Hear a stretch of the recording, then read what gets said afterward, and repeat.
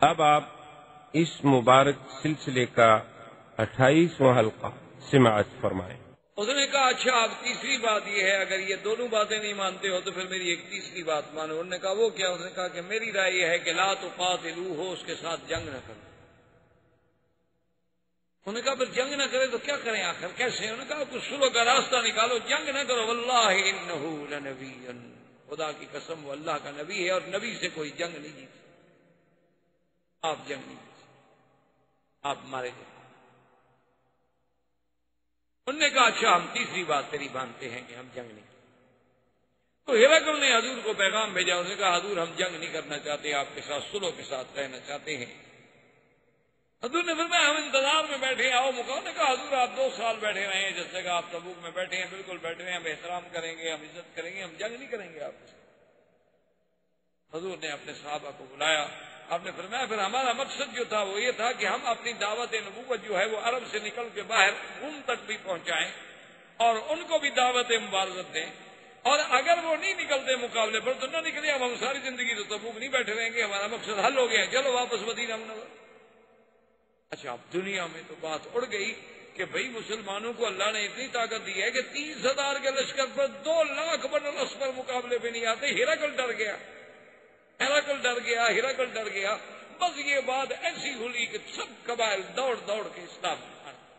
ابھی جب اس کا مقابلہ بن الاسفر بھی نہیں کر سکتا، اس کا مقابلہ ہرقل روم نہیں کر سکتا، ہم کیسے مقابلہ کریں گے؟ اس کے بعد حضور نے لشکر چلایا، آپ نے فرمایا ایک جگہ ہے راستے میں، اس کا جگہ کا نام ہے وشل، تو وہاں ایک پتھر ہے، اس سے پانی ٹپکتا ہے، پانی یعنی ابھرتا رہتا ہے، نکلتا رہتا ہے۔ مجھ سے پہلے اگر کوئی پہنچ جائے تو اس پانی کو نہیں چھیڑنا جب تک کہ میں نہ پہنچ۔ لیکن کچھ منافقین جو تھے وہاں پہنچ گئے، پانی نکل رہا تھا، جلدی جلدی سے انہوں نے اپنے برتن میں تو پانی بھر لیا۔ جب حضور پہنچے تو اس میں قطرات ہی باقی رہ گئے۔ حضور نے فرمایا قاتلہ اللہ لعنہ اللہ، میرے بات کی مخالفت کی، میں نے کہا تھا کہ مجھ سے پہلے اگر کوئی پہنچ جائے تو اس سے۔ اب انہوں نے فرمایا اچھا تھوڑا سا پانی جمع کرو، اسی پانی کو جمع کیا گیا، حضور نے وضو فرمایا، وضو کر کے اسی پتھر پہ ڈال دیا۔ صحابہ کہتے ہیں سمعنا صوتا، ہم نے ایسی آواز سنی کر رعدا جیسے بجلی کڑک مارتی ہے، اور اس کے بعد اس سے ایسا چشمہ نکلا، ایسا چشمہ نکلا کہ اتنی طاقت سے تو نہر بھی نہیں بہتی۔ حضور نے فرمایا کہ اگر وہ بدبخت مجھ سے پہلے آ کر اس کا پانی نہ نکالتے لجرا نہرا عظیما فی ارض العرب، پورے عرب کی سرزمین میں نہر جائے، لیکن ان بدبختوں نے پہلے پانی نکال دیا تو اب پورے عرب میں تو نہیں جائے گی، لیکن اس جگہ کو آباد کرے گی۔ یہ وہی چشمہ ہے جس کی حضور صلی اللہ علیہ وسلم کی برکت سے جاری ہوا، جس کی وجہ سے آج مزار تبوک آپ دیکھتے ہیں نا، تبوک سے ہر چیز آ رہی ہے، سبزی آ رہی ہے، خیار آ رہا ہے، چیزیں آ رہی ہیں، باغات آ رہے ہیں، وہ پورا علاقہ جو آباد ہے اسی چشمے کی وجہ سے آباد ہے جس میں حضور صلی اللہ علیہ وسلم نے پانی ڈالا۔ آج بھی تبوک کا جو وادیاں ہیں، مزاریں ہیں، یہ وہی پانی ہے، وہی مشل ہے جس پر حضور صلی اللہ علیہ وسلم نے پانی۔ اس کے بعد حضور صلی اللہ علیہ وسلم مدینے کی طرف روانہ ہوئے۔ راستے میں ایک جگہ تھی عقبہ میں ایک ٹیلہ تھا بہت اونچا، حضور نے حضرت حذیفہ کو اور عمار بن یاسر کو لیا اور حکم دیا بھی اور کوئی آدمی ہمارے ساتھ نہ آئے، اور حضور اپنے گھوڑوں کے ساتھ اس ٹیلے پہ چڑھ گئے، کھڑے ہو کے آپ اپنے لشکر کو دیکھ رہے ہیں۔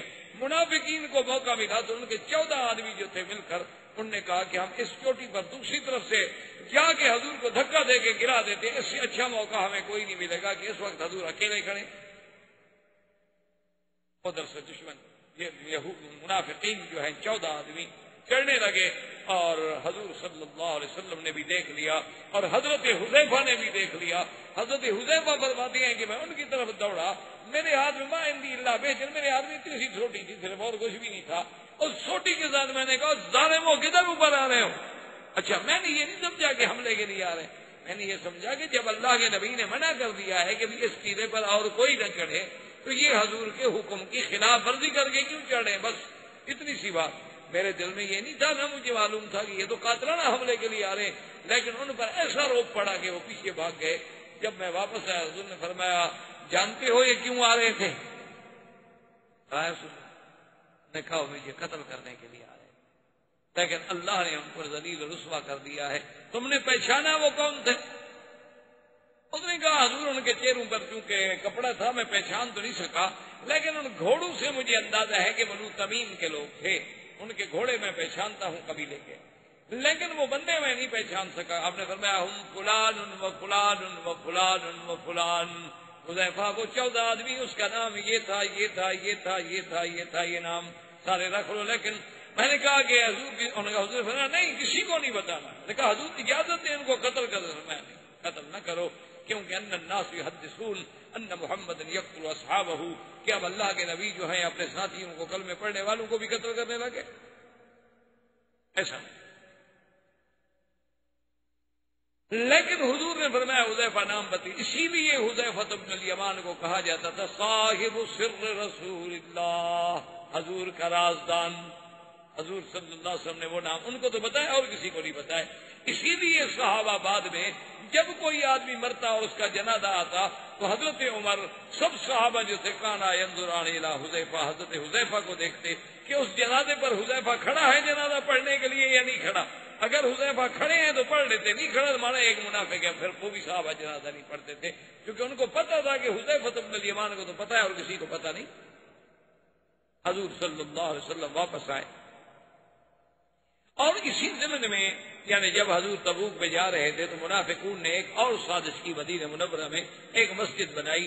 ایک ابی عامر راہب تھا شام میں، اس نے کہا یہودی تھا، اس نے کہا کہ دیکھو تم مدینے میں جب تک ایک مقابلے کا مرکز نہیں بناؤ گے نا تم مقابلہ نہیں کر سکتے مسلمانوں کا، جب تک آدمی کا اڈا نہ ہو، مقابلے کا مرکز نہ ہو تو مقابلہ کیسے؟ تم ایک مسجد بناؤ، اس کو نام مسجد کا دو، حضور کو لے آؤ، افتتاح حضور سے کراؤ، وہاں نمازیں شروع کرو، آہستہ آہستہ تمہاری جماعت بنے، اور پھر میں یہاں سے مسلمان ہو کر بظاہر اسلام کا لبادہ اوڑھ کے اندر تو میں یہودی رہوں گا، لیکن اوپر سے میں اسلام لے آؤں گا، اور وہاں آ کر ہم اپنا حلقہ بنا کے پھر مسلمانوں کی قوت کو کاٹیں گے اور توڑیں گے۔ جب تک ہمارا مرکز نہیں ہوگا پھر تو کام نہیں ہو سکتا۔ تو انہوں نے ایک مسجد بنائی، حضور کی خدمت میں بھی آئے کہ یا رسول اللہ ہمارے ساتھ چل کے اس مسجد میں نماز پڑھنے۔ آپ نے فرمایا انی مشغول فی غزوۃ تبوک، میں تو تبوک کے مسئلے میں بڑا مشغول ہوں، تبوک کے بعد آنے پر دیکھا جائے گا۔ تو نے کہا اچھا ٹھیک ہے حضور، جب آپ تبوک سے آ جائیں نبی مہربانی کریں، بس ایک دفعہ آپ قدم دے دیں، بس ایک دفعہ آپ نماز پڑھا دیں تاکہ ہماری جو ہے نا وہ مسجد میں برکت ہو۔ اللہ نے حضور کو اطلاع کر دی۔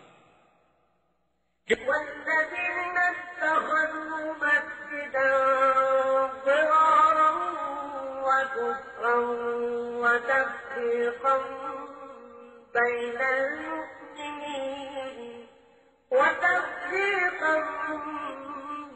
المؤمنين وإرصادا لمن حارب الله ورسوله من قبل وليحلفن إن أردنا إلا الحسنى۔ اللہ نے فرمایا میرا مدنی ان کافروں نے جو مسجد بنائی ہے ان کا مقصد مسجد نہیں ہے، ان کا مقصد مسلمانوں میں تفریق ڈالنا ہے، اور یہ انتظار کر رہے ہیں اللہ کے اس دشمن، اللہ کے رسول کے دشمن کا کہ وہ آئے، اور قسمیں کھاتے ہیں کہ ہمارا مقصد نیک ہے۔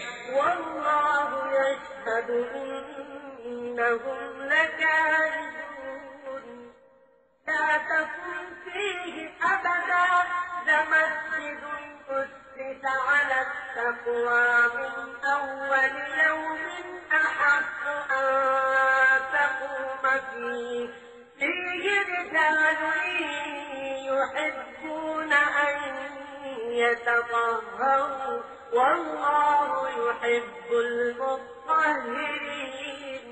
اللہ نے فرمایا میرا مدنی آپ اس مسجد میں کبھی قدم نہ رکھنا، آپ کی شان وہ مسجد ہے جو قباء میں جس کی بنیاد تقوی پہ رکھی گئی، جس میں ایسے لوگ ہیں جو پاکیزگی ظاہری اور باطنی کو پسند کرتے ہیں، اور اللہ تبارک و تعالیٰ بھی ان کو محبوب رکھتے ہیں۔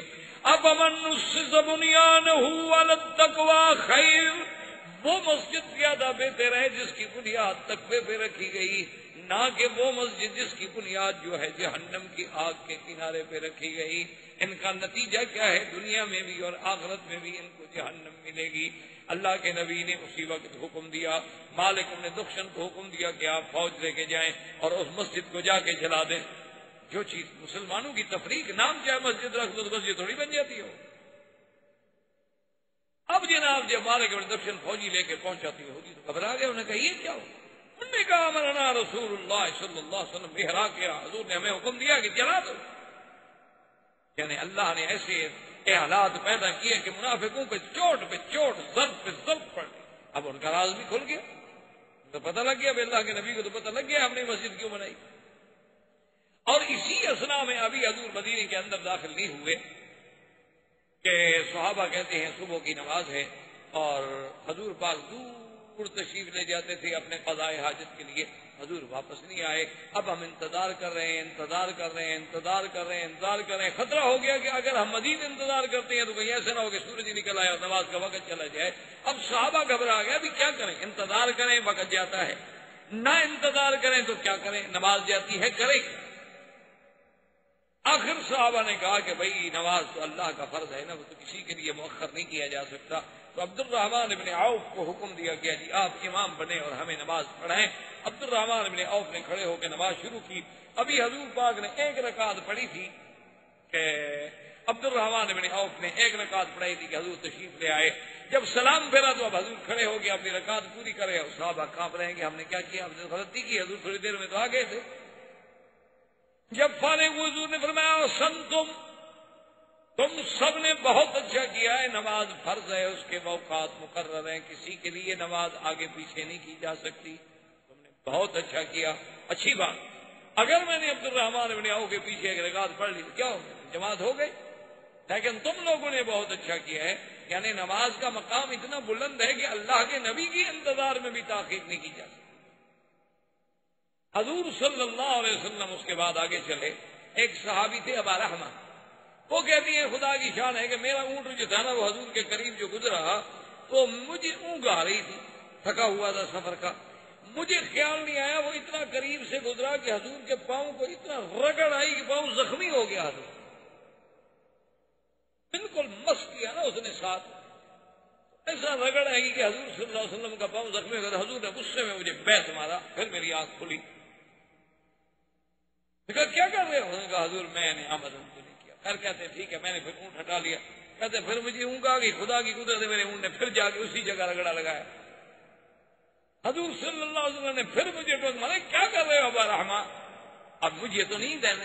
کہتے ہیں پھر میں خیر اونٹ کو لے کے بالکل پیچھے چلا گیا اور پھر میں چھپ گیا کہ حضور کے سامنے نہ آؤں.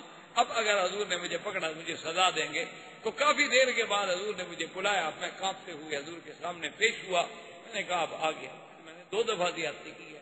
حضور نے فرمایا ابا رحمہ وہ جو تم نے کیا نا وہ تمہارے بس میں نہیں تھا، تمہیں نیند تھی. لیکن میں نے تمہیں جو بیعت مارا تھا مجھے تو نیند نہیں تھی، لہٰذا یہ بیعت لے لو اور بدلہ لے لو. میں قیامت میں بدلہ نہیں دینا چاہتا. یہ تھے اللہ کے رسول. میں نے تمہیں بیعت مارا تھا لیکن یہ لو بیعت اور یہی بیعت میں نے مارا، یہی تو مجھے مان لو. رسول اللہ میں آپ کو کیسے بیعت ماروں؟ کہا تمہیں میں جو حکم دے رہا ہوں. انہوں نے کہا قد عفوت یا رسول اللہ، حضور میں نے معاف کر دیا، بس بات ختم ہوگی. میں کیسے اللہ کے نبی کو بیعت مار؟ اس کے بعد حضور صلی اللہ علیہ وسلم مدینہ منورہ میں تشریف لے آئے. تو اب مدینہ منورہ میں آنے کے بعد صرف متخلفین جو تھے نا جی وہ لوگ کچھ تو بالکل حق بجانب تھے لیکن معذور تھے، اور کچھ لوگ ایسے تھے جن کے پاس عذر بھی نہیں تھا لیکن ان کا ایمان یا نیت میں بھی کوئی شک نہیں تھا. وہ متخلفین تھے. وہ حضور صلی اللہ علیہ وسلم کی خدمت میں آئے. زندگی باقی تو بات باقی. وبا علینا ابن البلاغ. برادران اسلام، واجب الاحترام بزرگوں، دوستوں اور بھائیوں، عزیز نوجوانوں، الحمدللہ سلسلہ دروس سیرت نبویہ علی صاحبہ الف الف تحیہ کے ضمن میں ہم نے غزوہ تبوک کے بارے میں پڑھا اور اس کے بعد اللہ تبارک و تعالی نے مسلمانوں کو عزت و کامرانی سے لوٹایا. حضور صلی اللہ علیہ وسلم غزوہ تبوک سے واپس تشریف لائے. اس سفر کے دوران میں کچھ واقعات پیش آئے. ایک تو حضور صلی اللہ علیہ وسلم ایک عقبہ پر یعنی ایک پہاڑی کی چوٹی پر تشریف لے گئے اور آپ کے پاس صرف حضرت حذیفہ اور حضرت عمار،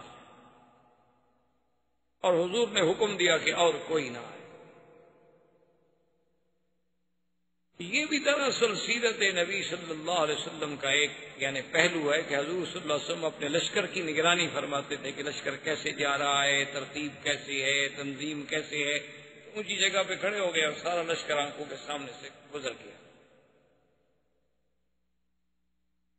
حضور صلی اللہ علیہ وسلم جب تشریف لے گئے تو بنو تمیم کے کچھ منافقین جو تھے ان میں سے 14 آدمیوں نے اتفاق کیا کہ ابھی بڑا اچھا موقع ہے اور آپ اکیلے ہیں اور پہاڑ کی چوٹی پہ ہیں اور زیادہ سے زیادہ 2 آدمی ساتھ، تو ایسے موقع پر ہم کیوں نہ ایسے طریقے سے اوپر پہنچے اور حضور صلی اللہ علیہ وسلم کو گرا دیں یا حملہ کر دیں۔ تو وہ 14 آدمی جو تھے انہوں نے پہاڑ پر دوسرے راستے سے چڑھنا شروع کیا۔ حضور صلی اللہ علیہ وسلم کے صحابہ حضرت حذیفہ اور حضرت عمار ساتھ کھڑے۔ حضور نے فرمایا کہ حذیفہ ذرا پہاڑ کی طرف نظر ڈالو، تو جب انہیں نظر ڈالی تو چڑھتے ہوئے نظر آ گئے۔ اب وہ گھبرا گئے، کبھی ہم نے تو حملہ کرنا تھا نا خفیہ، لیکن ہماری بات تو ظاہر ہو گئی، ہمیں صحابی نے دیکھ لیا۔ تو حضرت حذیفہ نے انہیں جب للکارا، نے کہا کہ نہیں ہم تو ویسے چڑھ رہے تھے، بھی حضور اکیلے کھڑے ہیں اور ایسی بات ہے۔ حضور صلی اللہ علیہ وسلم نے حضرت حذیفہ جب واپس آئے تو آپ نے فرمایا کہ تم نے پہچانا تھا وہ کون تھے؟ انہوں نے کہا نہیں حضور، ان کے چہروں پہ کپڑے تھے، لیکن ان کے گھوڑوں سے میں نے اندازہ لگایا ہے کہ بنو تمیم تھے۔ آپ نے فرمایا وہ منافق تھے اور اس کا نام یہ تھا یہ تھا یہ تھا یہ تھا۔ 14 آدمیوں کے نام حضور صلی اللہ علیہ وسلم نے حضرت حذیفہ کو بتلا دیا۔ اسی لیے حضرت حذیفہ بن الیمان کو صاحب سر رسول اللہ صلی اللہ علیہ وسلم، حضور کا رازدان، کہ حضور نے نام تو بتلا دیے لیکن حکم دے دیا کہ کسی کو بتلانا نہیں، بس یہ راز ہے۔ اور حضرت حذیفہ نے بھی حضور کی اس راز کو نبھایا کہ پھر ساری زندگی کسی کو نہیں بتایا، کیونکہ حضور نے منع فرما دیا۔ اور دوسرا واقعہ اس سفر میں یہ پیش آیا کہ صبح کی نماز وقت تھا اور حضور صلی اللہ علیہ وسلم اپنے حاجات کی قضاء حاجات کے لیے دور تشریف لے جاتے تھے، لوگوں سے بہت دور۔ اور اس دور میں آپ جانتے ہیں کہ حمامات یہ ویسی چیزیں تو ہوتی نہیں تھی، بس آدمی پہاڑوں میں اور غاروں میں اور دور چلا جاتا تھا کہ لوگوں کی نظروں سے دور ہو جائے۔ حضور صلی اللہ علیہ وسلم بہت دور تشریف لے گئے، صحابہ انتظار کر رہے ہیں اور حیران ہے کہ نماز کا وقت بالکل ختم ہوتا جا رہا ہے اور حضور ابھی تشریف نہیں لائے۔ جب بالکل نماز کا وقت جانے کا ڈر پیدا ہو گیا کہ کہیں ایسا نہ ہو کہ نماز سورج نکل جائے اور نماز قضا ہو جائے، انہوں نے حضرت عبد الرحمن ابن عوف کو حکم دیا کہ آپ نماز پڑھائیں۔ تو حضرت عبد الرحمن ابن عوف نے نماز پڑھائی، ابھی 1 رکعت پڑھائی تھی کہ میرے آقا تشریف لے آئے اور انہوں نے آ کے جماعت میں نماز پڑھی، جس سے محدثین نے مسئلہ نکالا۔ اصل بات یہ ہوتی ہے کہ آپ حضرات بھی اپنے ذہنوں میں رکھ لیا کریں کہ بعض لوگ ہیں نا اعتراض کرتے ہیں کہ جی امام ابو حنیفہ کی کیا ضرورت ہے، امام شافعی کی کیا ضرورت ہے، امام مالک کی، امام احمد حنبل کی۔ بھئی اللہ کا قرآن ہے، حدیث موجود ہے، تو ہمیں پھر ان ائمہ کی ضرورت کیا تھی؟ اصل بات یہ نہیں ہوتی، یاد رکھیں، ان کا مطلب ائمہ کا مطلب یہ ہوتا ہے کہ حدیث پاک تو آپ بھی پڑھ لیں گے، میں بھی پڑھ لوں گا، لیکن اس حدیث سے مسئلہ کیا نکلا؟ اب ایک حدیث میں اتنا ہے کہ حضور پاک نے عبد الرحمن ابن عوف کے پیچھے 1 رکعت پڑھی، بس حدیث مبارک تو اتنا کہتی ہے۔ یہ ان فقہا کا کام ہے کہ انہوں نے مسئلہ نکالا اور پھر باقاعدہ اس میں باب باندھے کہ صلاۃ الاکابر خلف الاصاغر، کہ بھئی ایک مسئلہ بھی معلوم ہو گیا کہ کبھی کبھی بڑا بھی چھوٹے کے پیچھے نماز پڑھ سکتا ہے، یعنی اب حضور سے بڑا تو کوئی ہو نہیں سکتا نا۔ عبد الرحمن ابن عوف کا جتنا شان کیوں نہ ہو جائے لیکن وہ نبی تو نہیں بن سکتے، تو اب نبی ایک صحابی کے پیچھے نماز پڑھ رہے ہیں، تو اس سے مسئلہ سمجھ آ گیا کہ کبھی بڑا عالم ہے آگے طالب کھڑا ہے تو نماز ہو جائے، تو بڑا بھی چھوٹے کے پیچھے نماز پڑھ سکتا ہے، کہ اللہ کا نبی بھی غیر نبی کے پیچھے کھڑے ہو کے نماز پڑھ سکتا ہے، ورنہ تو حضور کی نماز ہی نہ ہوتی، یا حضور نماز نہ پڑھتے آپ کھڑے رہتے۔ تو اس لیے یہ محدثین و فقہا کا کام ہوتا ہے کہ اس حدیث سے مسئلہ کیا نکلے۔ اور اسی طرح یاد رکھیں کہ حضور صلی اللہ علیہ وسلم نے جو صحیح معنوں میں 1 رکعت پڑھی ہے تو عبد الرحمن ابن عوف کے پیچھے پڑھی ہے، اور 10 نمازیں جو ہیں حضور پاک نے جبریل علیہ السلام کے پیچھے پڑھی. حضور صلی اللہ علیہ وسلم کو جب جبریل اوقات صلاۃ کی تعلیم دینے کے لیے آئے نا کہ حضور یہ وقت ہے فجر کا کہاں تک، یہ ظہر کا کہاں تک، عصر کا کہاں تک، مغرب کا کہاں تک، عشاء کا کہاں تک، تو انہوں نے 10 نمازیں پڑھائی. 5 نمازیں اول وقت میں پڑھا دی اور 5 نمازیں آخر وقت میں پڑھا دی، اور بدلا دیا کہ حضور کے اب صبح صادق سے لے کر مثلا سورج کے نکلنے تک فجر کا وقت ہے. اسی طرح بھی اب دیوال کے ہونے کے بعد سے لے کر ماشاءاللہ تقریباً 3:30 بجے تک ظہر کا وقت ہے. اسی طرح عصر کا وقت جو ہے جی سورج ڈوبنے تک ہے، لیکن یہ نہیں کہ سورج پیلے ہونے کے بعد نماز مکروہ ہو جائے. اسی طرح سورج ڈوبنے کے بعد شفق احمر کے ڈوبنے تک عشاء کا وقت ہے. اچھا، اسی طرح عشاء کا وقت جب شروع ہوتا ہے تو افضل یہ ہے کہ آدھی رات سے پہلے پہلے پڑھ لی جائے، ورنہ فجر صادق تک، صبح صادق تک آپ عشاء کی نماز ادا کر سکتے ہیں. تو یہ تعلیم جب دی گئی تو 10 رکعتیں حضور پاک نے 10 نمازیں جبریل علیہ السلام کے پیچھے بھی ادا فرمائیں. اور اسی طرح 1 رکعت میں حضور صلی اللہ علیہ وسلم سیدنا ابی بکر صدیق رضی اللہ تعالی عنہ کے پیچھے بھی تشریف لے آئے. نماز ہو گئی. حضور نے فرمایا صحابہ سے کہ بالکل گھبرانے کی بات نہیں، آپ لوگوں نے بہت اچھا کیا ہے، نماز اللہ کی ہے. ان الصلاۃ کانت للمؤمنین کتابا موقوتا. اور اسی اثناء میں حضور صلی اللہ علیہ وسلم کو پتہ چل گیا کہ منافقین نے ایک مسجد بنائی ہے جو مسجد مکہ مکرمہ مدینہ منورہ کی مسجد رسول اور مسجد قباء، یہ تو آپ نے دیکھی ہے، ان دونوں کے درمیان میں ایک جگہ تھی جہاں انہوں نے مسجد ضرار بنائی. اس مسجد کا نام تھا مسجد ضرار. یہ مسجد اصل میں اس لیے بنائی گئی تھی کہ ابھی عامر شام کا ایک بہت بڑا یہودی راہب تھا، یہودیوں کا عالم تھا. اس نے منافقین مدینہ سے رابطہ قائم کیا کہ بھی اسلام کو تو بڑی طاقت مل گئی، اب یہودیوں کو مدینہ سے نکالا گیا، پھر خیبر آ گئے، پھر خیبر سے نکالا گیا، اب ہمیں جزیرہ عرب سے بھی نکال کے باہر پھینکا جا رہا ہے، تو ہم تو بڑے کمزور ہو گئے ہیں، تو اب ہم کھل کر تو مسلمانوں کا مقابلہ نہیں کر سکتے. اب اس کا طریقہ یہ ہے کہ ہم اپنے آپ کو مسلمان ظاہر کریں، مسلمانوں کے اندر مل جائیں، مسلمان بن کے رہیں، لیکن اس کے لیے ضرورت ہے کہ ہمارا بھی تو کوئی مرکز ہو، ہمارے پاس بھی تو کوئی مرکز ہونا چاہیے. اس لیے تم لوگ ایک مسجد بناؤ اور شو یہی ہو کہ یہ مسجد ہے اور مسلمانوں کے لیے ہے. کوئی قباء کی مسجد میں نہیں پہنچ سکتا، کوئی مدینہ پاک کی مسجد میں نہیں پہنچ سکتا، چلو بھی درمیانی مسافت میں ایک اور مسجد بن گئی کہ لوگوں کی نماز جو ہے وہ مسجد میں ہو جائے. اور انہوں نے تبوک کے جانے سے پہلے حضور پاک سے بھی خواہش کی کہ یا رسول اللہ مہربانی کریں، آپ ہماری مسجد کے افتتاح فرما دیں، ایک دفعہ آپ ایک نماز پڑھا دیں تاکہ پھر برکت ہو جائے گی. آپ نے فرمایا میں تبوک کے مسئلے میں مشغول ہوں، تبوک سے واپس آنے کے بعد غور کیا جائے. جب حضور واپس آ گیا تو حضور کو پتہ چلا کہ وہ تو منافقون نے مسجد بنائی. حضور پاک نے مالک ابن دخشن آپ کے صحابی ان کو حکم دیا کہ جاؤ اور مسجد کو جلا دو، توڑ دو اور جلا دو. اسی کو اللہ نے قرآن میں بھی ذکر کیا کہ والذين اتخذوا مسجدا ضرارا وكفرا وتفريقا بين المؤمنين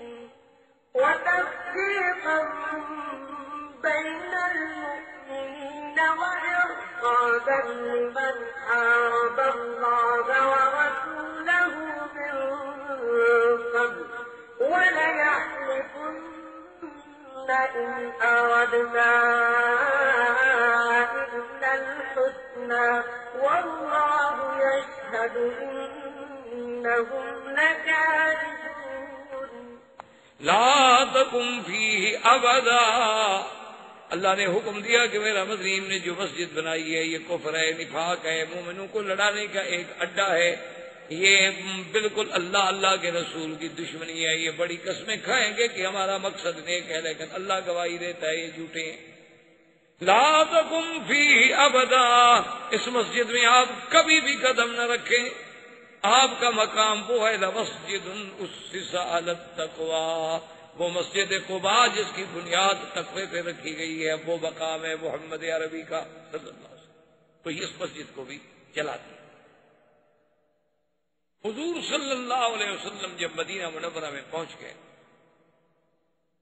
تو اب کچھ لوگ جو تھے بالکل جنہوں نے نفاق کیا تھا منافق تھے اور تبوک میں نہیں گئے، لیکن کچھ صحابہ ایسے تھے کہ تھے مخلص، پکے مومن، سچے اندر باہر سے، لیکن غلطی ہو گئی، بیچارے وہ تبوک نہیں جا سکے۔ ان میں 3 صحابہ کا واقعہ بڑا مشہور ہے جو سیاہ ستہ کی حدیثوں میں بھی موجود ہے، کعب ابن مالک، ہلال ابن امیہ اور مرارۃ بن ربیع۔ یہ 3 آدمی تھے بڑے پکے۔ حضور صلی اللہ علیہ وسلم جب پہنچ گئے تو اب کعب ابن مالک کہتے ہیں کہ میرے تو پاؤں کے نیچے زمین نکل گئی کہ میں کیا منہ لے کر جاؤں حضور کی خدمت، حالانکہ میرا کوئی عذر نہیں، کوئی مجبوری نہیں۔ تو کہتے ہیں کہ میں نے سوچا ٹھیک ہے میں گیا، اور کہتے ہیں کہ فتبسم، حضور مسکرائے، لیکن میں نے سمجھ لیا کہ یہ مسکراہٹ جو ہے ناراضگی، پیار کی مسکراہٹ اور ہوتی ہے اور غضب کی مسکراہٹ اور ہوتی ہے۔ حضور نے فرمایا ہاں کعب کیا تھا تمہیں؟ میں نے کہا یا رسول اللہ واللہ ما فی عذر، حضور خدا کی قسم میرا کوئی عذر، میرے پاس مال تھا، دولت تھی، سواری تھی، پیسہ تھا، سب کچھ تھا، حضور کوئی عذر نہیں، بس میں یہی شیطان کے وساوس کے دھوکے میں آ گیا کہ آج جاتا ہوں اور صبح جاتا ہوں اور رات نکلوں گا اور کل نکلوں گا، اور میرے پاس اتنے تیز گھوڑے ہیں تو میں فوراً جا کے قافلے کو پکڑ لوں گا، بس کرتے کرتے میں رہ گیا اور قافلہ چلا گیا، میرا عذر کوئی نہیں۔ حضور صلی اللہ علیہ وسلم نے فرمایا سادہ کا کہا کہ کعب نے سچ کہا، جھوٹ نہیں بنایا، بہانہ نہیں بنایا۔ حضرت کعب کہتے ہیں جب میں واپس آیا تو مجھے ساتھیوں نے کہا کہ عجیب آدمی ہو یار، سب لوگ آئے قسمیں کھا کے حضور سے معافی لے گئے، تم بھی کوئی قسم شسم کھا لیتے، حضور معافی مانگ لیتے تو اللہ تو معافی دے دیتے نا، یہ تم نے کیا کیا؟ کہا کہ نہیں، الصدق ینجی والکذب یہلک، صدق سے آدمی کو، سچ سے نجات ملتی ہے، جھوٹ آدمی کو ایک نہ ایک وقت ہلاک و برباد کرتا ہے۔ سچ سچ، میں نے ایک غلطی کی اور پھر حضور کے سامنے جا کے جھوٹ بولوں؟ تو حضرت کعب بن مالک فرماتے ہیں کہ میں نے پوچھا کہ میرے علاوہ بھی کچھ لوگ ہیں، اور انہوں نے کہا ہاں اور بھی 2 صحابی ہیں، ہلال ابن امیہ، مرارۃ بن ربیع، انہوں نے بھی سچ کہا ہے، ان کے بارے میں بھی حضور نے فرمایا بھی اب تمہارے بارے میں جو فیصلہ اللہ کرے۔ حضرت کعب فرماتے ہیں کہ اس کے بعد حضور نے حکم دے دیا صحابہ کو مقاطعہ، کہ بھی ان 3 آدمیوں کے ساتھ بات چیت، لینا دینا، اٹھنا بیٹھنا سب بند، حتیٰ کہ حکم دے دیا گیا کہ بھی اپنے گھر والیاں جو ہیں، بیویاں جو ہیں، اولاد بیوی بیٹے، کوئی بھی ان سے بات نہ کرے۔ ان 2 صحابہ نے، حضرت ہلال نے اور حضرت مرارہ ابن ربیع نے آدمی بھیجے، انہوں نے کہا یا رسول اللہ ہم بوڑھے آدمی ہیں، عورت کے بغیر گھر میں رہ نہیں سکتے ہیں، تو اگر اجازت ہو تو ہم عورتوں کو رکھ لیں، ورنہ ان کو بھیج دیں ماں باپ کے گھر۔ حضور نے ان کو اجازت دے دی، لیکن کہا کہ بولنا نہیں۔ حضرت کعب ابن مالک کہتے ہیں کہ مجھے بھی کہا گیا کہ تم بھی جا کر اجازت لو، میں نے کہا میں آیا اور میں نے اپنی بیوی سے کہا کہ علیہ کی تم گھر چلی جاؤ، کیونکہ تم جوان عورت ہو، میں جوان آدمی ہوں، خدا نہ خاصا صبر نہ کر سکیں، پہلے اللہ اور اللہ کے رسول ناراض ہیں، کسی اور غلطی میں ہم مبتلا ہو، تم بھی جاؤ۔ اب حضرت کعب ابن مالک فرماتے ہیں کہ 40 دن گزر گئے اسی مقاطع پر کہ پورا مدینہ منورہ میں کوئی بندہ نہیں جو ہم سے بات کرے۔ کسی کو اللہ نے قرآن میں بھی دیا، وَعَلَى الثَّلَاثَةِ الَّذِينَ خُلِّفُوا حَتَّى إِذَا ضَاقَتْ عَلَيْهِمُ الْأَرْضُ بِمَا رَحُبَتْ وَضَاقَتْ عَلَيْهِمْ أَنفُسُهُمْ وَظَنُّوا أَن لَّا مَلْجَأَ مِنَ اللَّهِ إِلَّا إِلَيْهِ۔ اللہ فرماتے ہیں کہ وہ 3 آدمی جو پیچھے رہ گئے، جب ان پر ان کی زمین بھی تنگ ہو گئی اور ان کا جینا بھی تنگ ہو گیا، اس سے بڑی سزا کیا ہو سکتی ہے کہ آدمی بات نہ کرے کوئی۔ حضرت کعب بن مالک فرماتے ہیں کہ میرے 2 صحابی جو تھے نا، وہ تو خیر بوڑھے تھے، وہ تو گھر میں بیٹھ گئے بیچارے کہ کوئی بولتا نہیں، سلام کرو کوئی جواب نہیں دیتا۔ لیکن میں جوان آدمی تھا، میں آ جاتا تھا مسجد رسول صلی اللہ علیہ وسلم کے، چلو بھی نہ بولے میں تو زیارت کر لیتا ہوں نا، چلو حضور نہیں بولتے. اور کہتا ہے کہ میں ایسی جگہ کھڑے ہو کے نماز پڑھتا کہ میں یوں دیکھتا کہ حضور میری طرف دیکھتے بھی ہیں کہ نہیں، کبھی محبوب دیکھتا بھی ہے کہ نہیں. کہتے ہیں کہ میں دیکھتا تو حضور مجھے دیکھتے تھے، لیکن جب میری نظر پڑتی تو حضور فوراً آتا چلا تھا. محبت جب ہو نا، ہم نے تو حضور کو محبوب بنایا ہی نہیں نا، ہم تو نام کے مسلمان ہیں نا جی. بس ہاتھ چوم لیے، 12 ربیع الاول کو جھنڈی لگا لی، سبحان اللہ جنت میں گھر بن گیا خلاص. ہمیں کیا ضرورت ہے نماز پڑھنے کی، ہمیں کیا ضرورت ہے داڑھی رکھنے کی، ہمیں کیا ضرورت ہے روزے رکھنے کی، قرآن پڑھنے کی، عبادت کرنے، ہمیں کیا ضرورت. ہمارے اتنا تھوڑا کام ہے کہ ہم اللہ کے نبی پہ کتنا احسان کرتے ہیں. نام آتا ہے اپنے ہاتھ چوم لیتے ہیں، 12 ربیع آتی ہے جھنڈی لگا دیتے ہیں، معراج کی رات آتی ہے جا کے عمرہ بھی کراتے ہیں. ماشاءاللہ. اور کیا چاہیے اللہ کے نبی کو ہم سے؟ ہمارا تھوڑا احسان ہے حضور پر. ہم نے محبوب بنایا نہیں نبی پاک. یہ ٹھنڈے دل سے ہمیں ماننا چاہیے. ایک لڑکی سے محبت ہو جائے، دیکھو کتنی قربانیاں دیتے ہو. 8 گھنٹے جو اس کی سڑک کے اوپر کھڑا ہونا پڑے، گلیوں میں کھڑا ہونا پڑے، کھڑا ہے کہ ادھر سے گزرے گی دیکھوں گا. بس سٹاپ وہ بھی اسی سے بس پہ بیٹھتی ہے اور میں نے بھی یہیں کھڑا ہو کے انتظار کرنی. کھڑا ہے، ٹہل رہا ہے، بارش برس رہی ہے، کپڑے بھیگ گئے ہیں، انسان کے بجائے بیچارہ بندر نظر آ رہا ہے، لیکن انتظار ہے کہ محبوبہ آئے گی. اس نے کہہ دیا کہ ٹھیک ہے جی اور تو کوئی جگہ نہیں ہے ہمارے گھر کے پیچھے، آپ جو ہے حمام میں کھڑے ہو جائیں تو ساری رات حمام میں بھی کھڑا رہے گا، بدبو سے مر جائے کھڑا رہے گا. محبوبہ کا حکم ہے، محبوبہ سے ملنا ہے. اپنے گھر میں کپڑے نہ ہوں، وہ کہے کہ سوٹ لانا ہے، بالکل بالکل جا کے چوری کرنی پڑے، ڈاکہ ڈالنا پڑے، رشوت کھانی پڑے، محبوب کا حکم ہے. اس سے اندازہ لگائیں کہ ہم نے اللہ کے نبی کو محبوب نہیں بنایا. اگر ہمیں حبیب کبریا محبوب ہوتے نا تو ان کی ہر ادا پہ ہم جان دے دیتے. پھر مسئلے نہ پوچھتے مولوی سے کہ جی یہ سنت ہے، یہ واجب ہے، یہ ضروری ہے یا غیر ضروری. اچھا جی اگر یہ نفل ہم نہ پڑھیں تو کوئی حرج تو نہیں نا؟ ہاں جی کوئی حرج نہیں، بالکل. آپ نہیں پڑھیں گے تو اللہ کی جنت میں کوئی کمی نہیں. ہم سب اسلام سے نکل جائیں تو خدا کو کوئی نقصان نہیں. لیکن اگر ہم نے رہنا ہے تو پھر تھوڑا سا لحاظ.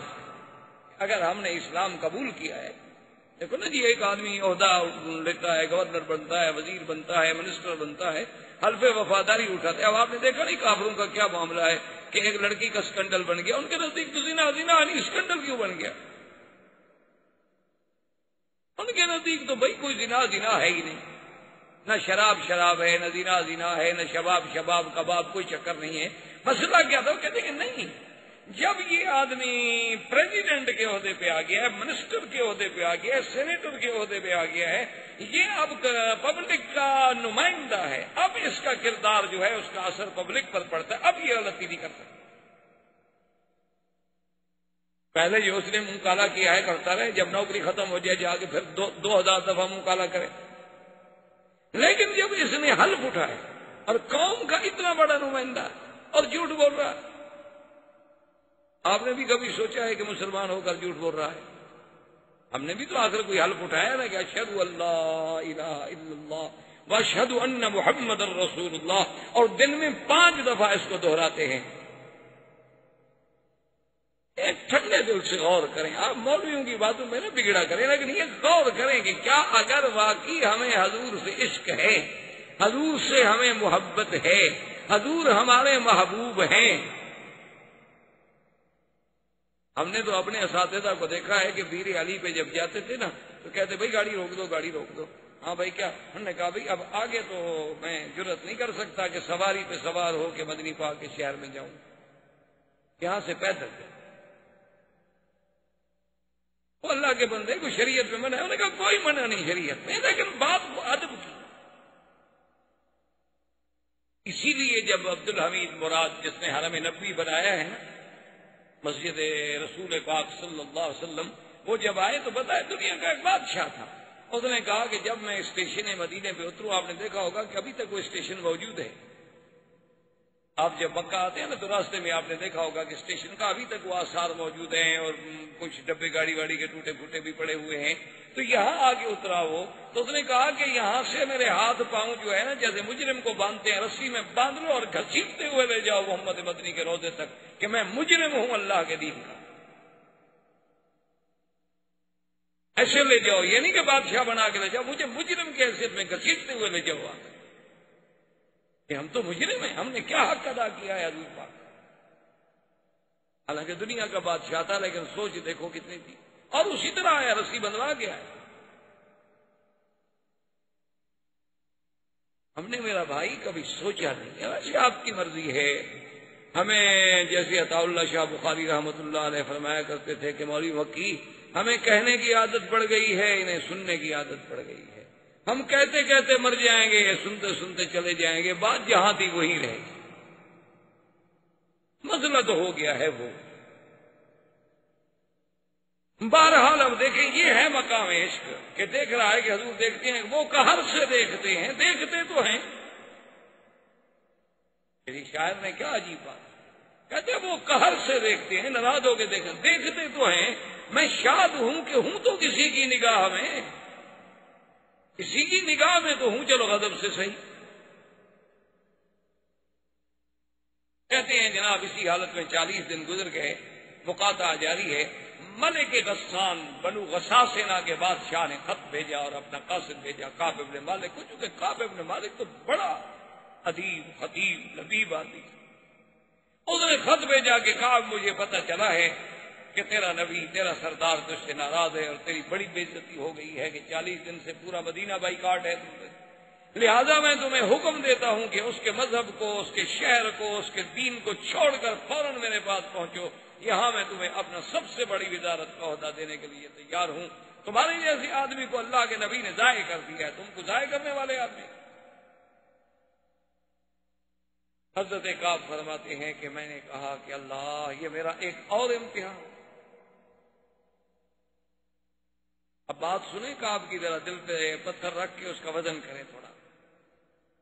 حضرت کعب کہتے ہیں کہ مجھے یہ نہیں کہ بادشاہ نے مجھے لالچ دی ہے، وزارت دی ہے، میرے پاؤں ڈگمگا جائیں گے. کہتے نہیں، میں اس بات پہ رونے لگ گیا کہ یا اللہ میرا ایمان اتنا کمزور ہو گیا ہے کہ کافروں کو مجھ سے امید ہو گئی ہے. اگر میرا ایمان کبھی ہوتا تو کافر مجھے پیغام ہی کیوں بھیجتا، جرات ہی کیوں کرتا پیغام بھیجنے کی. اس نے جو مجھے پیغام بھیجا ہے تو اس کا مطلب یہ ہے کہ میرا ایمان اتنا کمزور ہے کہ کافروں کو میرے بارے میں امیدیں پیدا ہو گئی ہیں کہ شاید ڈھیلا ہو جائے.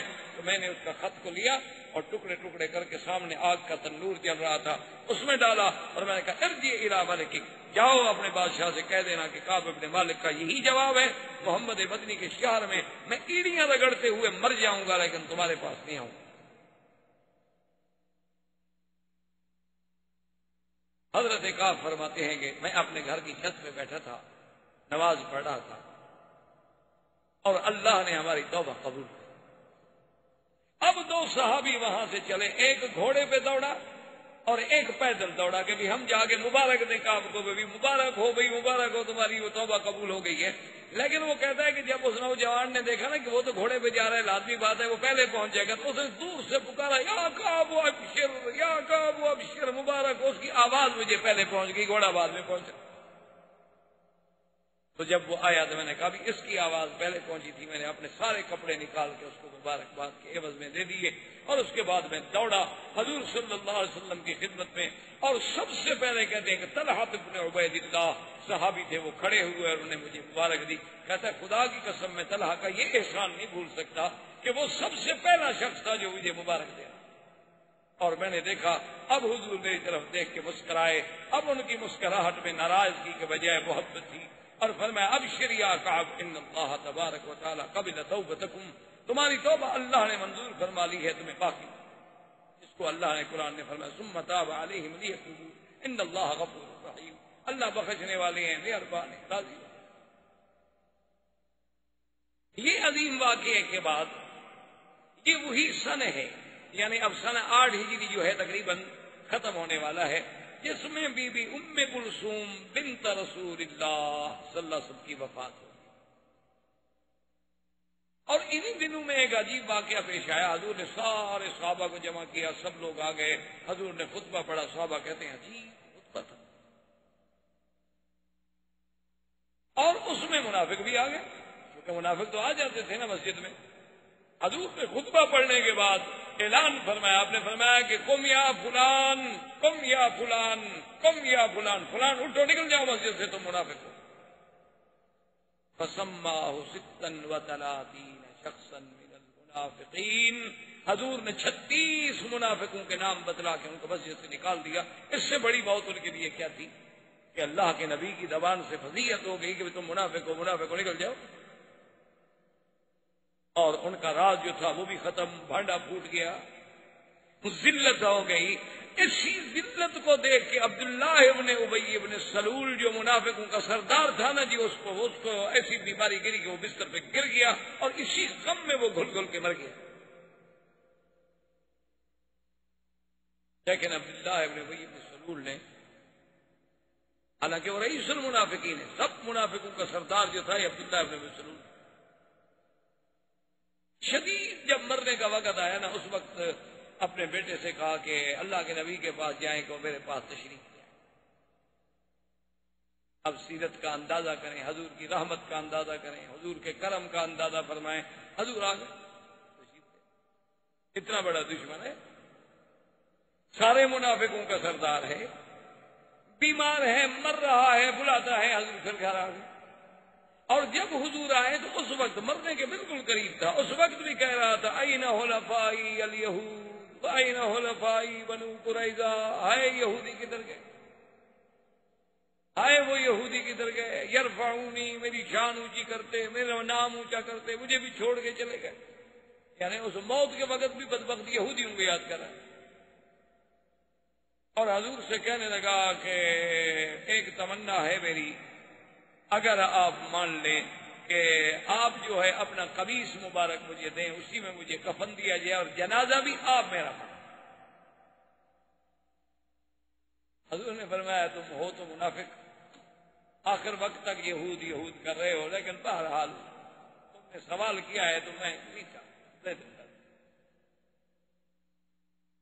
اور حضور پاک تشریف لے آیا اور اس کے بیٹے سے کہا, عبداللہ ابن ابی ابن سلول, یہ بیٹا جو ہے پکا مومن عاشق رسول اللہ. اور فرمایا کہ جب تمہارے باپ مر جائے تو میرا قمیص دے جانا, اسی میں اس کو دفن دے دیں, اسی میں کفن دے دیں. وہ آیا, حضور نے قمیص دے دیا. اصل وجہ یہ تھا جس کو بہت سارے علماء نے ذکر نہیں کیا, لیکن بعض محققین جو ہیں انہوں نے ذکر کیا کہ قمیص دینے کی دراصل وجہ اور تھی. جنگ بدر میں جب حضرت عباس حضور کے چچا قید ہوئے تھے تو جنگ میں کپڑے پھٹ گئے, تو حضور پاک نے کہا بھی کسی کے پاس کوئی کپڑا ہو, کوئی قمیص ہو تو میرے چاچا کو دے دو. چلو کپڑا تو پہن لینا, قیدی تو ہے, بہرحال چچا تو ہے نہیں, چاہے قیدی ہے کافر ہے. تو کسی کا قمیص حضرت عباس کو آ نہیں رہا تھا. تو عبداللہ ابن ابی ابن یہ جو تھا ابی ابن سلول رئیس المنافقین, اس نے اپنا کرتا دیا تو وہ ان کو پورا آ گیا. تو حضور پر احسان تھا کہ اس نے اپنا قمیص میرے چچا کو دیا تھا. حضور چاہتے تھے کہ میں زندگی میں بدلہ ادا کر دوں تاکہ قیامت میں کسی بیچ میں نہ رہے. اور اللہ کا نبی کسی کا احسان نہیں. اور یہ بھی سیرت کا پہلو ہے کہ اگر آپ کو کسی نے ہدیہ دیا ہے تو آپ جواب دیں, تہادو, تاکہ کوئی ہدیہ دے, کوئی چھوٹا دے, کوئی تھوڑا دے, کوئی بہت دے, بات یہ نہیں ہوتی. ہدیہ تو ہدیہ ہوتا ہے, یہ ضروری نہیں ہوتا کہ وہ قیمتی بھی ہو, تاکہ اس سے ایک تعلق جو ہے بڑھتا ہے. کوئی احسان کرے تو حل جزاء الاحسان الا الاحسان, اس کا بدلہ پھر احسان کے ساتھ نمٹا. خیر جب جنازے کا وقت آ گیا, مر گیا ہو, جب مر گیا اس کے بیٹے نے اطلاع دی تو نے فرمایا ٹھیک ہے جنازہ لے آؤ. لوگ کھڑے ہو گئے, صفیں بن گئی, جنازہ تیار ہو گیا. اور حضور جنازے کے لیے جان لگے تو حضرت عمر, انہوں نے کہا یا رسول اللہ لا تصلی علیہ, حضور اس کا جنازہ نہ پڑھیں. آپ کو نہیں پتا یہ ظالم منافق دشمن اس نے عہد میں کیا کیا, بدر میں کیا کیا, بی بی عائشہ پہ تہمت لگانے والا بدبخت, یہودیوں سے گڑھ جوڑ کرنے والا بدبخت, اور یہ وہی بدبخت نہیں جس نے کہا تھا لئن رجعنا الى المدینۃ لیخرجن الاعز منها الاذل، حضور اس دشمن کا جنازہ پڑھا رہے ہیں۔ حضور نے فرمایا عمر ہٹ جاؤ، جنازہ پڑھاؤں گا۔ میں نے کہا حضور نہیں، اس کا جنازہ نہ پڑھا، یہ منافق ہے اور منافقوں کا سردار ہے۔ حضور نے فرمایا اللہ نے مجھے اختیار دیا ہے، استغفر لهم او لا تستغفر، ان کے لیے بخشش مانگو یا نہ مانگو، اس لیے میں مانگتا ہوں۔ حضرت عمر نے کہا کہ نہیں۔ حضرت عمر کہتے ہیں پتہ نہیں اس دن میرے اندر کہاں سے ایسی جرت آ گئی کہ میں ساری زندگی پریشان رہا، میں نے حضور کو کپڑے سے پکڑ لیا اور مصلے سے کھینچنا شروع کر دیا، حضور نے اس ظالم کا جنازہ نہ پڑھا، اور حضور حیران کھڑے کہ عمر مجھے کھینچ رہا۔ حضرت عمر نے کہا حضور اللہ نے آگے فرما دیا ہے کہ استغفر لهم أو لا تستغفر لهم إن تستغفر لهم 70 مرة فلن يغفر الله لهم ذلك بأنهم كفروا بالله ورسوله والله لا يهدي القوم الفاسقين۔ کہ اگر اللہ کے نبی ان کے لیے آپ 70 دفعہ بھی بخشش مانگیں ان کو اللہ ہرگز نہیں بخشیں گے۔ اللہ کسی دین سے نکلنے والے کو ہدایت نہیں دیتے۔ میں کہا حضور اللہ نے کہہ دیا ہے کہ 70 دفعہ بھی مانگو تو میں بخشش نہیں کروں گا۔ حضور نے فرمایا عمر اللہ نے کہا ہے نا کہ 70 دفعہ مانگو نہیں کروں گا، میں 70 سے زیادہ کروں گا۔ رحمت ہے، سراپا رحمت۔ انہوں نے کہا تو فرمایا اللہ نے کہ 70 دفعہ مانگو یا نہ مانگو، تو ہم 70 سے زیادہ مانگ لیں گے، شاید اللہ راضی ہو جائے۔ حضور نے کہا میں کیا کروں؟ اب دیکھیں اس کا نام ہے، وہ ایک مقام تھا۔ اب دوسرا مقام دیکھیں کہ جب حضور نے اللہ اکبر کہا ہوئی ہے تو تمہارے پیچھے کھڑے ہو گئے اللہ اکبر۔ اس بات کو سمجھیں، اپنے ذہن و عقل میں رکھیں۔ ایک ہے مشورہ دینا، ایک ہے اطاعت رسول، اللہ کے رسول کی فرما برداری کرنا۔ مشورہ تو دے دیا کہ حضور دشمن ہے، پکڑ لیا حضور کو۔ حضرت عمر کہتے ہیں واللہ اتعجب ولا جرأتی، میں اپنی اس جرأت میں ساری زندگی تعجب کرتا رہا کہ اللہ کے نبی کو ہاتھوں سے پکڑ لوں اور حضور بھی مجھے کچھ نہ کہیں، اور حضور ڈانٹ دیتے۔ حضرت عمر کا بڑا مقام ہے لیکن حضور کے سامنے کیا ہے؟ لیکن جناب آپ اندازہ کریں کہ جب حضور نے شروع کی اللہ اکبر، حضرت اللہ اکبر، یہ نہیں کہ نکل گیا ہوگا اچھا جی میں تو نہیں پڑھتا نا۔ نے کہا نہیں جب نبی پڑھ رہے ہیں تو اب پڑھنا پڑے گا، اب انکار نہیں ہو سکتا، اب کھڑا پیچھے ہونا پڑے گا۔ یہ تھی اطاعت رسول، یہ تھی اطاعت امیر۔ اسی لیے حضرت عبداللہ بن مسعود جب حج پہ گئے، حضرت عثمان جب حج پہ گئے نا جی، تو مقام عرفات میں جب آپ نے نمازیں پڑھی نا، آپ نے کہا بھی میں 4 رکعت پڑھاؤں گا۔ صحابی کھڑے ہو گئے، انہوں نے کہا عثمان کیا کر رہے ہو؟ حضور نے 2 رکعت پڑھی ہیں، حضور نے 2 رکعت پڑھی ہیں، حضور نے 2 رکعت پڑھی ہیں، تم 4 رکعت پڑھو گے؟ انہوں نے کہا کہ ہاں حضور مدینے سے آئے تھے، حضور تو مسافر تھے، اب میں نے تو شادی کر لی ہے مکے میں، مکہ میرا گھر ہو گیا ہے، میں تو مسافر نہیں ہوں، میں کیسے 2 پڑھوں؟ میں 4 پڑھوں گا۔ صحابہ کہتے نہیں 2 پڑھو، کہتے نہیں میں 4 پڑھوں گا۔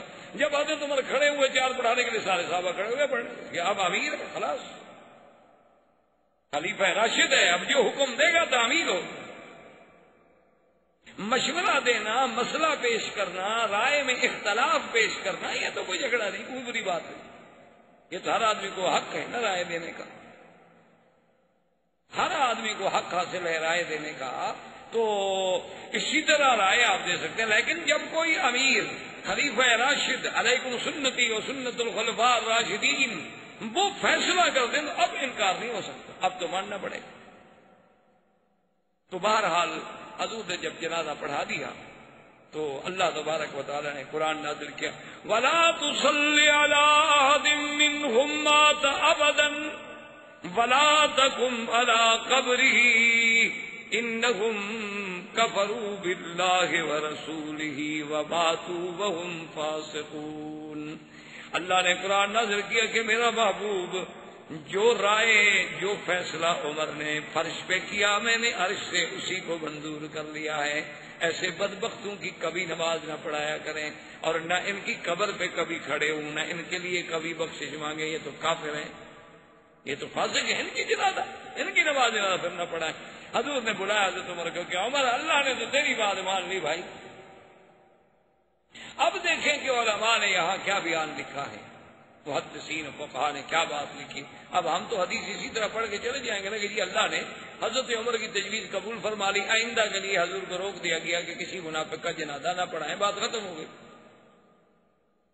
لیکن یہ ان کا کام ہے فقہاء کا، انہوں نے کہا کہ اگر اللہ چاہتے تو یہ آیتیں جو ہیں 2 منٹ پہلے اتار دیتے تو حضور جنازہ نہ پڑھتے۔ جب جنازہ نہیں پڑھنے دینا تھا، جنازے سے روکنا تھا، 2 منٹ پہلے بھی جبریل آ جاتا، کوئی جبریل تھک جاتا، لیکن جبریل 2 منٹ پہلے نہیں آیا، جنازہ ہو گیا، جبریل بعد میں آیا۔ وجہ کیا تھی؟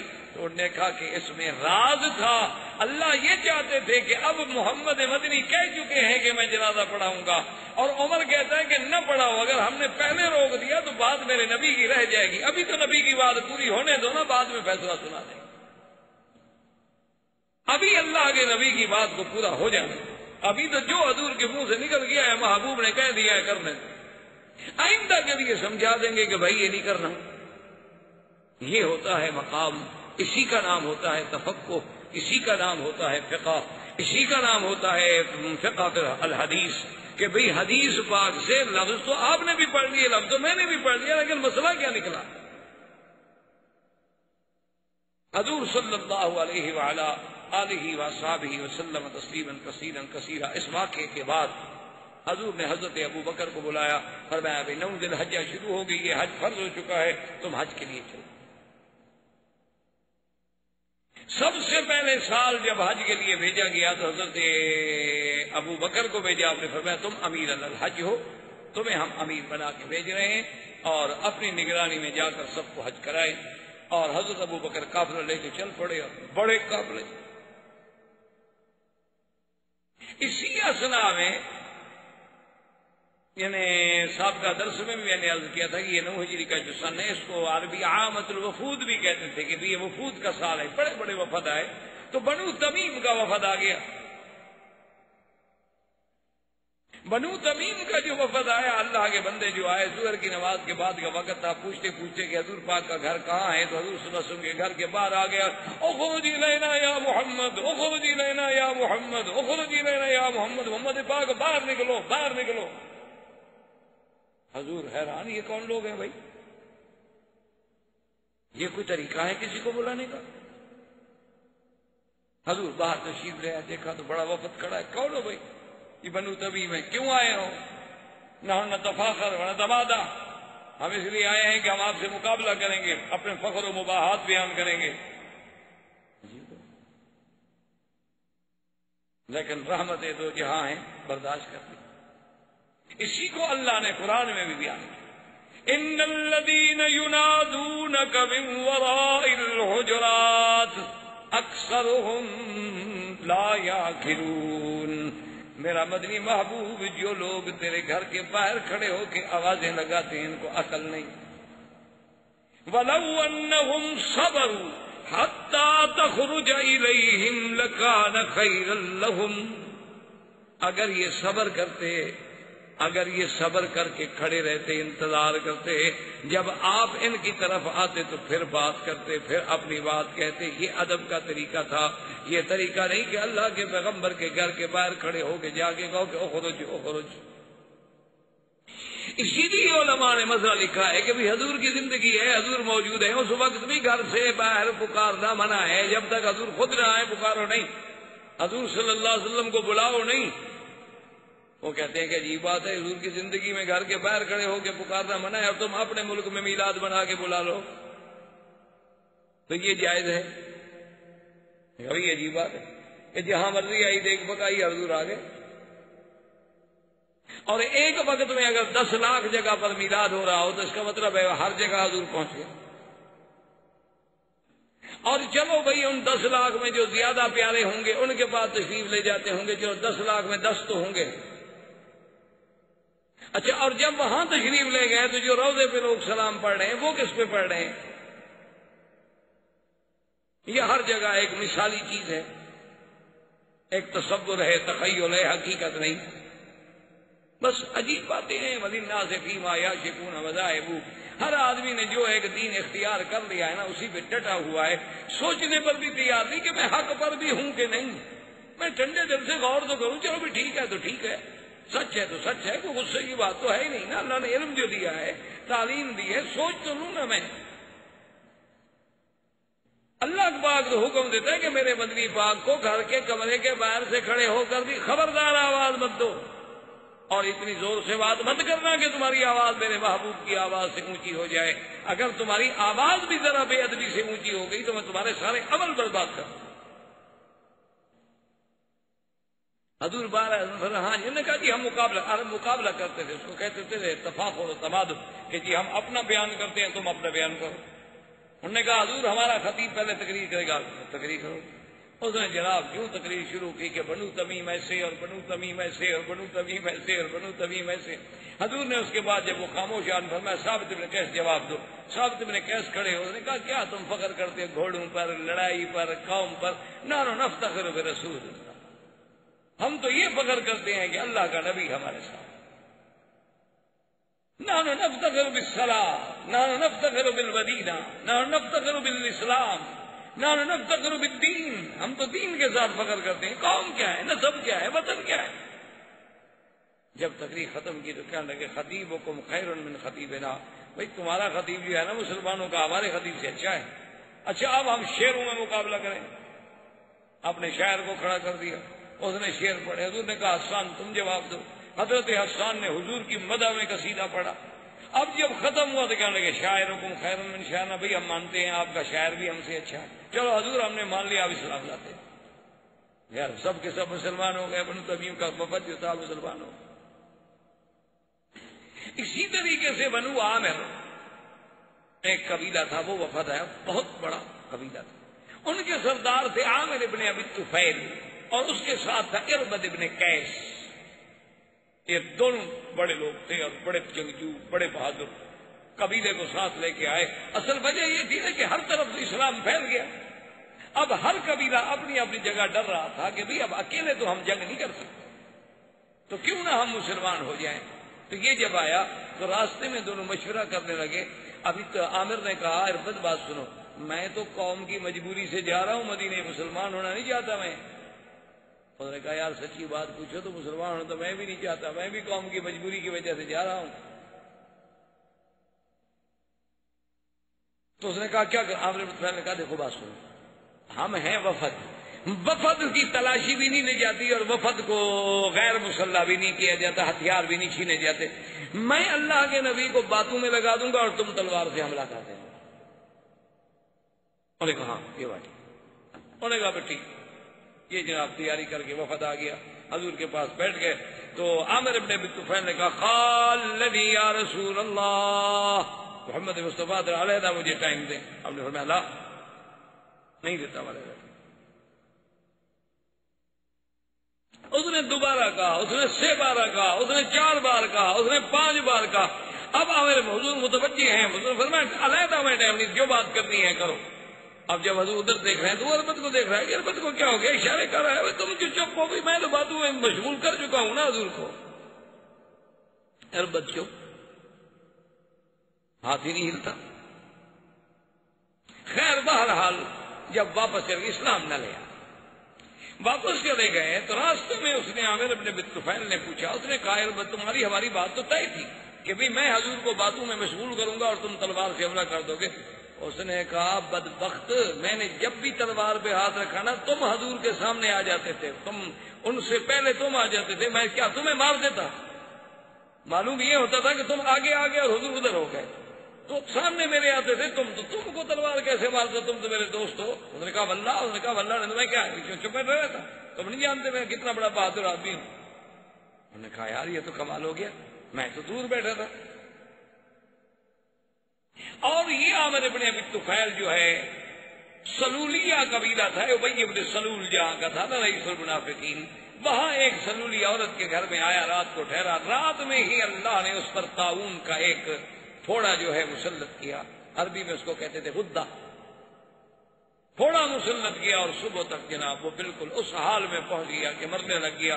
لیکن گھر والوں کو بلایا, کہتے میرا گھوڑا لے آؤ جلدی, مجھے گھوڑے پہ بٹھا دو. اموت فی بیت سلولیت کہ موت الحیوان من الغدۃ, کہ ایک جانور جیسے اس غدے سے مر جاتا ہے, اسی طرح میں کتے کی موت مروں. یہاں مجھے گھوڑے پر تو بٹھاؤ, میں جنگ کروں گا, لڑوں گا, مروں گا. وہ گھوڑے پہ بیٹھتے بیٹھتے گرا مر گیا. وہ تو ہی باقی اربد ابن قیس بچ گیا. ابھی وہ اپنی قوم کو تیار کر رہا تھا سفر کے لیے کہ آسمان کی بجلی گری اور اس کے بعد صرف وہی اربد ابن قیس کو مٹی میں ملا دیا, باقی کسی کو کچھ نہیں ہوا.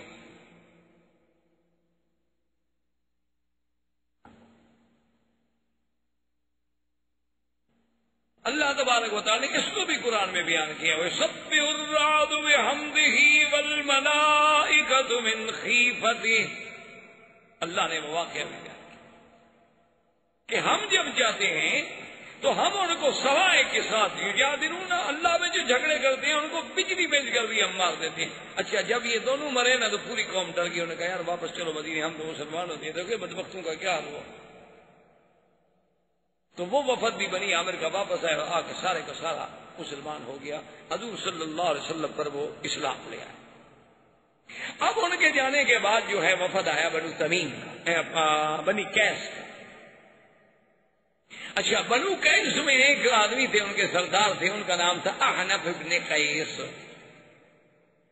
کہا اچھا بنو قیس جو آئے نا جی تو بھاگ کے آ گئے, دو آدمی, چار آدمی مدینے میں آ رہے ہیں. بھائی نا یا رسول اللہ, بھائی نا یا رسول اللہ, ہماری بیعت کریں, ہمیں مسلمان کریں. آ گئے بھاگتے آ رہے.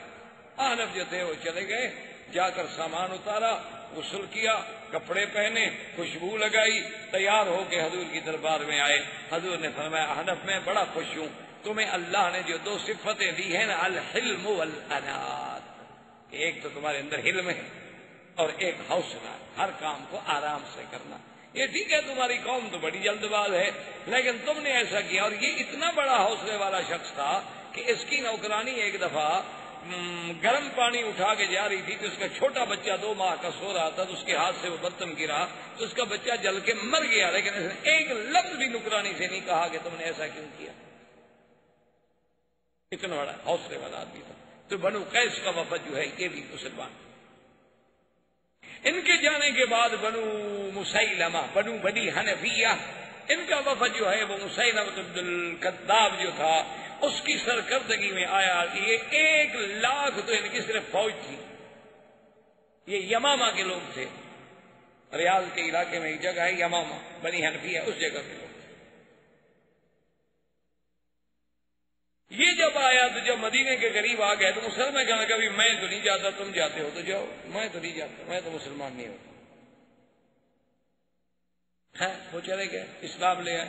اچھا جب لوگ آتے تھے, وفد آتے تھے, اسلام لاتے تھے, تو حضور ان کو کچھ نہ کچھ ہدیہ بھی دے دیتے تھے تاکہ بھی ان کا دل جو ہے متوجہ ہو, تالیف قلب ہو. حضور نے ہدایہ دیا. انہوں نے فرمایا حل معکم, کوئی اور بھی ہے؟ انہوں نے کہا جی ہاں مسلمان ہمارے ساتھ ہیں. وہ نے کہا کہ تم یہاں سامان چھوڑ جاؤ, میں سامان کی نگرانی کرتا ہوں. ذرا بات رکھ گئے کہ جی اتنا بڑے قافلے کا سامان تھا, اب سارا لے کر اٹھا کر جو ہمارے میں نہ آ جاتے نا مسجد میں, تو وہ سامان کیا آپ نے کہا اچھا اچھی بات ہے, پھر بھی تمہارا کچھ نہ کچھ تو کام کر رہا ہے, یہ ہدیہ اس کو بھی دے دینا. جب اس کو ہدیہ مل جاتا تو کہنے لگے اچھا اللہ کے نبی نے مجھے ہدیہ بھیجا, چلو میں بھی جاتا ہوں یار مسلمان ہونے کے لیے. پھر چلو, پھر آ گیا مدینہ. کہنے لگا کہ آپ محمد صلی اللہ علیہ وسلم اگر ایک بات آپ میری مان لینا تو میں مسلمان ہوتا ہوں, اور میری 1,00,000 کا جو لڑاکا جوان ہے وہ سب آپ کے قدموں پہ قربان ہوگا. کیا بات؟ انہوں نے کہا ایسا کریں کہ آپ مجھے یہ لکھ دیں کہ آپ کے بعد جو خلافت ہے نا خلیفہ میں بنوں گا. حضور کے ہاتھ میں ایک چھوٹی سی چھڑی تھی, ارجون, عربی میں کہتے ہیں ارجون, چھوٹی سی شاخ کھجور کی. ہم نے فرمایا تم اگر یہ بھی کہو نا یہ بھی میں تمہیں نہیں دوں گا, تم خلافت کی بات کرتے ہو, جاؤ بھاگ جاؤ. اچھا اسلام ہے, خلافت لے کر مسلمان ہونا چاہتے ہو. اسلام اللہ کے لیے ہوتا ہے, لالچ کے لیے تھوڑا ہوتا ہے کہ جی کل مجھے اگر آپ عہدہ دے دیں تو ہم ٹھیک ہے قبول کرتے ہیں. مجھے نہیں ہے تمہارے اسلام کو. خیر یہ چلا گیا. حضور صلی اللہ علیہ وسلم نے فرمایا کہ میں نے خواب دیکھا ہے کہ گویا ساری دنیا کا سونا چاندی ایک جگہ اکٹھا کر دیا گیا, اور ان میں سے مجھے 2 کنگن جو ہیں پہنائے گئے ہاتھ میں سونے کے، اور میں دیکھ کے حیران ہو رہا ہوں کہ اللہ کا نبی اور سونے کے کنگن، فنفختہما، میں نے ان کو پھونک ماری، فطارا، وہ دونوں میرے ہاتھ سے نکل کے اڑ گئے۔ صاحب نے کہا فما افضلتھا یا رسول اللہ، اس خواب کی تعبیر کیا؟ آپ نے فرمایا کاذبان کذابان، 2 جھوٹے ظاہر ہوں گے میرے زمانے میں جو نبوت کا دعویٰ کریں گے، لیکن اللہ ان کے زور کو نہیں چلنے دیں گے، اسلام غالب ہو جائے گا۔ تو ان 2 جھوٹوں میں سے ایک یہ تھا مسیلمہ بن الکذاب، اور دوسرا تھا اسود انسی یمن میں۔ ان دونوں نے حضور کی زندگی میں نبوت کا دعویٰ کر دیا۔ ایک آدمی تھا نحار، حضور صلی اللہ علیہ وسلم کے پاس رہتا تھا، مسلمان تھا، قرآن لکھتا تھا، بڑا نوجوان، بڑا ذکی، بڑا حافظ قرآن، بڑا عابد زاہد۔ یہ جب گیا واپس، اس کو مسلمہ ہی تھا اسی علاقے کا، بنی حنفیہ کا، جہاں کا مسلمہ تھا۔ تو مسلمہ نے اس کو بلایا، اس نے کہا کہ نہار بات سنو، تم بڑے پڑھے لکھے آدمی ہو، تمہیں حضور صلی اللہ علیہ وسلم کے طریقوں کا بھی پتہ ہے، تمہیں قرآن کا بھی پتہ ہے، اگر تم مجھے نبی مان لو نا تو میں تمہیں اپنا بادشاہ بھی بناتا ہوں اور اپنے ملک میں حصہ دار بھی بناتا ہوں، سرداری میں بھی حصہ دیتا ہوں۔ وہ بھی اس دھوکے میں آ کے مرتد ہو گیا، اور اس کے بعد اس نے آ کے اعلان کیا کہ اللہ کے نبی مدینے میں کہہ رہے تھے نہ مسلمہ رسول اللہ، کہ مسلمہ بھی اللہ کا نبی ہے۔ اب وہ لوگ جو مسلمان ہو چکے تھے وہ بھی دوڑے اور پھر مسلمہ کی بیعت ہو گئے، مرتد ہو گئے سارے کے سارے۔ انہوں نے کہا جب مسلمہ بھی نبی ہے تو ہماری قوم کا بھی ہے، تو ہم پھر اس نبی کو کیوں مانیں، ہم اپنے نبی کو کیوں نہ مانیں؟ یہ وہی مسیلمہ الکذاب ہے جس کے بارے میں حضور نے خواب دیکھا۔ اچھا، اس کا ایک عجیب لطیفہ بھی ہے۔ ایک دن بیٹھا ہوا تھا، اپنے سارے ساتھیوں نے، جو اس کے خاص یعنی بے تکلف لوگ تھے نا، جیسے آج کل ایک جدید اصطلاح ہے کہ یہ کچن کیبنٹ ہے، کچن کابینہ ہوتی ہے نا، خاص لوگ ہوتے ہیں۔ تو بہرحال اللہ معاف فرمائے، وہ جو اس کے خاص لوگ تھے، وہ جو بیٹھے تھے، انہوں نے کہا دیکھو بھائی تم نبی بن گئے، ہم نے تو تمہیں مان لیا نبی، لیکن نہ تو تم پر کوئی وحی اتری، نہ تم پر کوئی کتاب آئی، نہ تم پر کوئی قرآن آیا۔ اللہ کے نبی پہ تو وحی آتی ہے، قرآن پڑھتے ہیں، قرآن سناتے ہیں۔ انہوں نے کہا ہاں یہ تم ٹھیک کہتے ہو، وحی تو مجھ پہ بھی اترتی ہے، میں ٹھیک ہے سناؤں گا، میں بھی سناؤں۔ تو دوسرے دن جناب اس نے قرآن سنایا، اپنی برادری کے جو خاص لوگ تھے ان کو بلایا اور کہا کہ رات وحی مجھ پہ بھی اتری۔ قرآن میں ہے نا الم تر کیف فعل ربک باصحاب الفیل، تو اس نے کہا مجھ پہ بھی قرآن اترا ہے کہ الفیل وما الفیل وما ادراک ما الفیل ذنبہ کثیر وخرطوبہ طویل، کہ مجھ پر بھی وحی اتری ہے کہ فیل کیا ہوتا ہے، ہاتھی جس کی دم چھوٹی ہوتی ہے اور سونڈ لمبی ہوتی ہے۔ انہوں نے کہا یہ قرآن کسی اور کو نہ سنانا، جوتے مار مار کے گنجا کر دیں گے۔ یہ کیسا قرآن ہے الفیل وما الفیل وما ادراک ما الفیل ذنبہ کثیر وخرطومہ طویل، یہ قرآن ہے بدبخت؟ یہ تو ہم تیرے خاص ساتھی ہیں، ہمیں بھی معلوم ہو رہا ہے کہ تو بکواس کر رہا ہے، تو کوئی اور سنے گا تو کیا کرے گا؟ آئندہ نہ سنانا یہ وحی، بس اپنی حد تک رکھنا۔ ایسے لوگوں کا وحی بھی تو ایسا ہوتا ہے نا۔ مرزا قادیانی سے بھی پوچھا گیا کہ جناب آپ جو نبی ہیں تو آپ کا وحی، انہوں نے کہا ہاں بالکل میرے اوپر بھی فرشتہ اترتا ہے۔ انہوں نے کہا جی اس کا نام اس کا ٹیچی، کیونکہ نبی انگریزی تھا نا، تو فرشتہ کون سا اترنا تھا، نوری فرشتہ بھی تو انگریزی اترنا تھا، تو ان پر جو فرشتہ اترا کرتا تھا وہ ٹیچی تھا۔ اچھا، اس فرشتے نے خبر کیا دی؟ اس نے خبر یہ دی کہ محمدی بیگم جو ہے تیری بیوی بنے گی۔ جیسے بی بی زینب کے بارے میں تھا نا، اللہ نے حکم دیا تھا کہ تیری بیوی ہے، تو اس نے بھی تو کوئی وحی بنانی تھی نا آپ نے۔